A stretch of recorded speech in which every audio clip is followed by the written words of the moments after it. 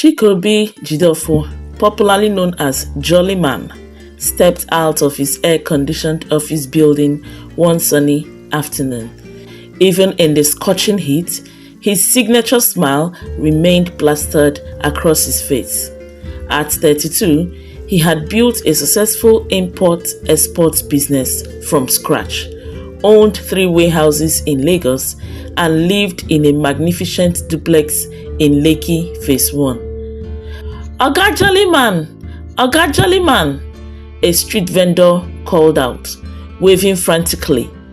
It was Mama Uche, the woman who sold roasted plantains at the corner of his office building. Her face was streaked with sweat, and her wrapper was stained with charcoal from her roadside grill. "Mama Uche, how are you today?" Chikaodili's deep voice carried the warmth that he was known for.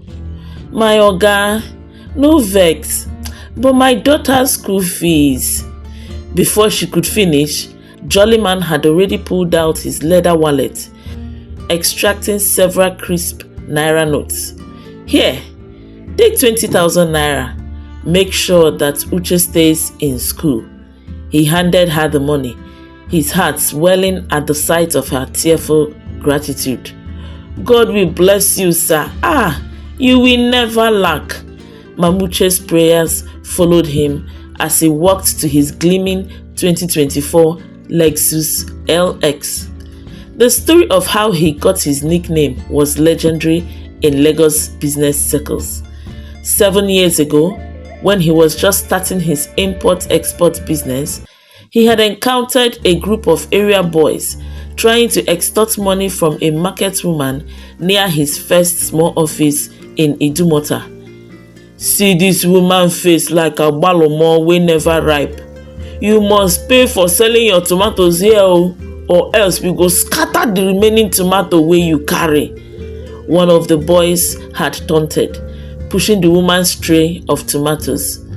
Instead of calling the police or walking away like most people would, Chikaodili had approached them with his signature smile. "My brothers, make we reason this thing like family now. How much this woman dey sell her tomatoes?" he had said. 200 naira per share, and this woman go make at least 5,000 naira when she don sell everything on this tray. But she no wan pay ordinary 800 naira for her tomatoes wey she dey sell here," one of the boys replied. "Oga, I never sell plenty since I come here.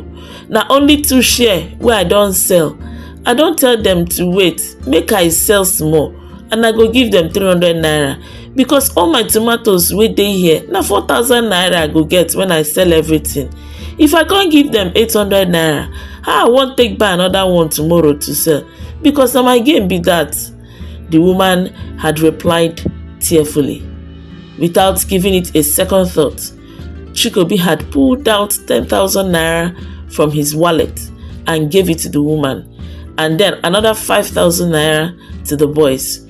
"See, my boys, this 5,000 naira na for you people, but make una no bother this woman again when she come here to sell. And make una carry this remaining tomato go share for all those old people wey dey for the street. Una agree?" The area boys had stared at him in disbelief before breaking into wide grins. "Oga, you too jolly, true, you be Jolly Man." That was how the name stuck, and his reputation for combining business acumen with extraordinary kindness grew with his success. "Chi, you have done it again." Sunday, his business friend exclaimed, waving a paper frantically as he entered Jolly Man's office one afternoon. "Why did you approve a loan for that man from Oyinbo, the one with the sorry story about his sick mother?" Jolly Man leaned back in his Italian leather chair, still smiling. "Sunday, did you look at his business plan? That man has potential." "Potential to disappear with our money, you mean?" Sunday collapsed into one of the visitors' chairs, loosening his tie in frustration. "This your jolly go kill you one day. Remember what happened with that Mauritanian client last year? But didn't God repay us double through that Chinese contract? Jolly Man countered, reaching for a crystal glass of water on his desk. That's not the point. You trust too much. You give too much. But see how God has blessed me. 10 years ago, I was managing one small shop in Trade Fair. Now look. He gestured at the luxurious office. 3 warehouses in Lagos, contracts with Chinese and European companies, that new estate project in Lekki. All the more reason to be careful. The higher you climb, the more painful they fall.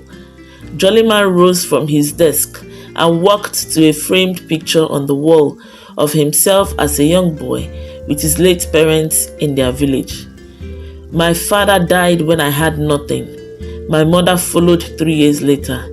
But people helped me Sunday. Random people showed kindness.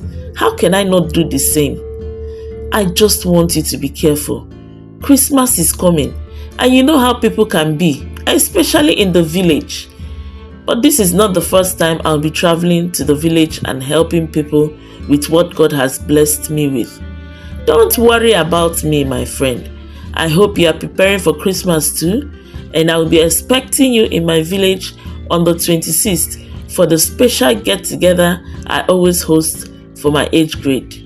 Jollyman said to Sunday, who shook his head and raised his hand in submission.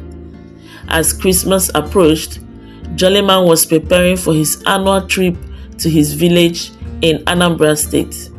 His housekeeper, Adanna, was busy packing supplies, bags of rice, cartons of noodles, and gallons of oil, all meant for distribution to the villagers. Oga, this is too much, oh, Adanna commented, watching as he added more items to the growing pile. Last year, you gave out almost everything, including your designer clothes. And God has blessed me even more this year, hasn't he? He grinned, adding another bag of rice to the pile. This year you want to carry the whole of ShopRite go village? Jollyman laughed. This is small, oh. You never see anything. Small? Oga, even Father Christmas no dey do reach this one, oh. Don't worry, Adanna. It is good to be a blessing to others whenever you can. I hope you have sent the items I gave you for Christmas to your parents back home. Yes, sir. They have not stopped praying for you, sir. Adanna replied with a smile. That is what the season is about, Ada. Do quickly and get home to your house before it gets dark. And don't forget to shut the door behind you when you leave, he said as he made his way to his bedroom to retire for the night. The journey to the village was filled with anticipation. As his Lexus cruised along the expressway, Jollyman couldn't help but feel proud of how far he had come. 10 years ago, he had been riding buses, but now he was driving one of the most expensive cars in Nigeria. The expressway stretched before him as his car's powerful engine hummed a symphony of success. At every police checkpoint, his reputation preceded him. Jollyman! A pot-bellied police officer exclaimed at the Ored checkpoint. Your boys for Lagos don't radio us about you. They say make we treat you like egg. Jollyman laughed, reaching for his wallet. Officer, share this with your men for Christmas. He handed him a thick envelope. Chai! God bless you, sir. Johnny mercy, so the officers would salute. His arrival in the village was met with the usual fanfare. Children ran along his car shouting, Jollyman, Jollyman, Jollyman. Women rejoiced and men gathered to greet him. The entire village knew that when Chikaodili Jideofor, A.K.A. Jollyman, came home for Christmas, everyone would have something to celebrate. The first few days were a whirlwind of visits and gift giving. He distributed food items to families, gave money to young people for their businesses, and even promised to fund the renovation of the village health center. But it was on the day he decided to share money among the elderly women that everything changed. It was a humid afternoon, and the old women had gathered under the ancient Odala tree in the village square. Among them sat an elderly woman he had never seen before. She wore a faded wrapper and had eyes that seemed to pierce through souls. "What is your name, Mama?" Jollyman asked as he reached her. "They call me Mamewu," she responded, her voice carrying an odd echo that should have warned Jollyman. But in his usual generous spirit, he handed her twice the amount he gave the others because he felt she needed more help. As she collected the money, her fingers brushed against his palm, and for a split second, he felt an inexplicable chill. The old woman smiled, revealing darkened teeth, and whispered, "Your kindness will be your undoing, my son." But Jollyman didn't hear what she had said clearly. That night, strange dreams plagued his sleep. He saw himself walking through a marketplace where everyone wore masks, and no matter how much money he gave out, his wallet never emptied. But pieces of his body began to disappear with each donation. He woke up disturbed and even told his uncle, Chief Ezekiel, about the dream, and his uncle immediately warned him against traveling that day and to wait the next day. "That dream is not a good one, Nwam," his uncle warned. "Something doesn't feel right." But Jollyman had important business meetings scheduled for the following day. "Nothing will happen, Uncle. God is in control." He set out just before noon, his Lexus powering along the village roads. As he approached the expressway, the sky suddenly darkened and a heavy fog descended. His phone began to malfunction, the GPS cutting in and out. What happened next seemed like a scene from a nightmare. A truck materialized out of nowhere, its headlights blazing through the fog. Jollyman swerved, but it was too late. The impact was devastating.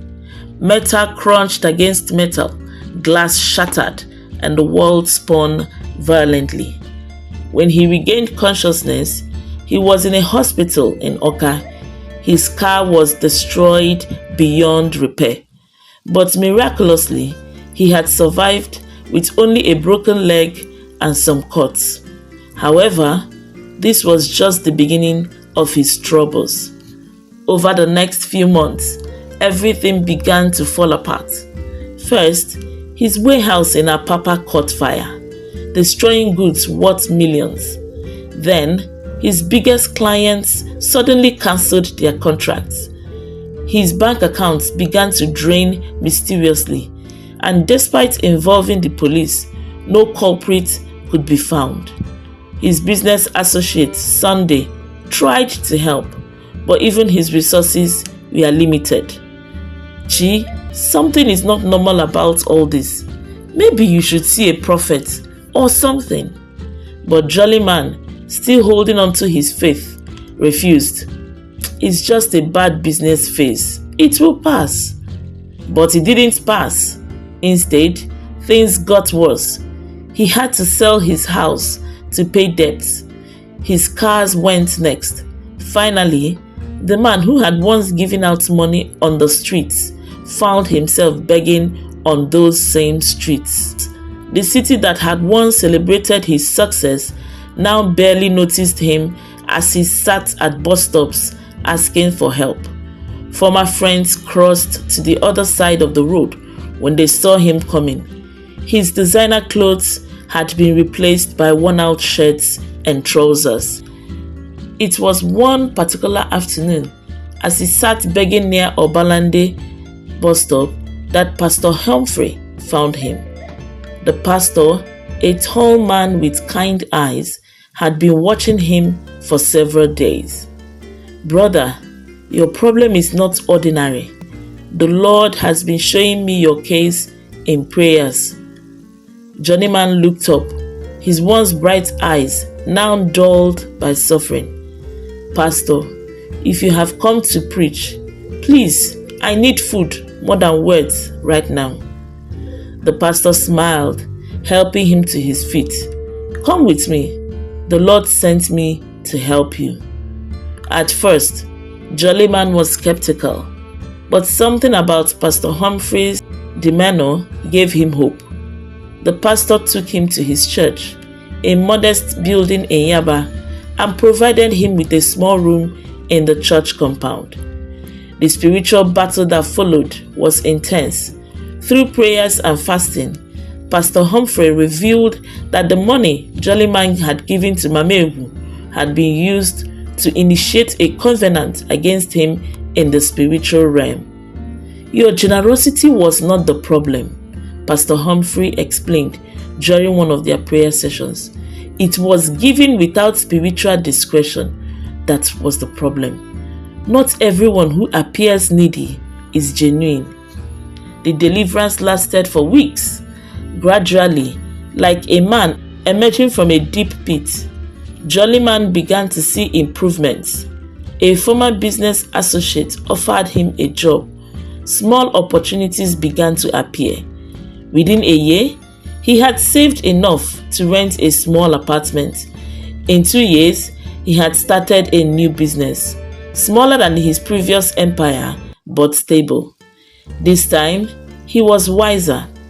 5 years after his ordeal, Jollyman sat in his new office, counseling a young entrepreneur who was known for his random acts of kindness. "Listen," he said, his face serious, but still maintaining a shadow of his old warm smile. "Kindness is good, but it must be guided by wisdom. Not everyone who tells you thank you, sir, after collecting your money wishes you well, especially during festive periods like Christmas. Be careful who you give money to, whose clothes you wear, even whose food you eat." The young man leaned forward, interested. "But sir, isn't giving part of our culture, our tradition?" "Yes, but our forefathers were wise about it. They knew that material things could be used as points of contact for both good and evil. That's why they were selective about who they helped and how they helped them," he responded. After much counseling, the young man saw sense in what he was trying to tell him. Today, Chikaodili still helps people, but differently. He established a foundation that provides educational scholarships and business grants, but with proper documentation and vetting. He still visits his village during Christmas, but his giving is now structured and organized through trusted committee leaders. God doesn't expect us to be careless with our blessings. He often says during foundation meetings, "Being wise with your generosity doesn't make you less kind. It makes you a better steward of God's blessings." The story of Jollyman served as a cautionary tale. It teaches that while generosity is a virtue, discernment is its necessary companion. During festive seasons, especially Christmas, when the spirit of giving is high, it's crucial to remember that not all hands stretched out for help have pure intentions. As one proverb goes, "Not all that glitters in the night is a star. Some are eyes of dangerous creatures waiting to pounce." While giving and helping others is noble and blessed, it's essential to exercise caution and discretion, especially during festive periods like Christmas. Not everyone who appears needy has genuine intentions, and not all gratitude is sincere. If you are a carefree giver, here are some practical tips for safe giving. When traveling home for festivals, channel your giving through recognized community organizations or trusted community leaders. Be cautious about giving money directly to strangers. no matter how needy they appear. If you must give out used clothes or personal items, ensure they are properly cleaned, and if possible, give through established charity organizations. Trust your instincts. If something feels wrong about a given situation, it probably is. Remember that structured, well thought out giving can impact more lives positively than random acts of generosity. In our African society, where giving is deeply woven into our cultural fabric, we must learn to balance generosity with wisdom, kindness with discretion, and helping others with protecting ourselves. The goal is not to stop being kind, but to be wise in our kindness, ensuring that our good intentions don't become tools for malicious purposes. Thank you so much for watching the story. I do hope you enjoyed it. Please support me by liking, sharing, and subscribing to my channel. And please leave a comment for me in the comment section on what you think about the story. I'll be very happy to hear from you. Until I come your way again soon, stay happy.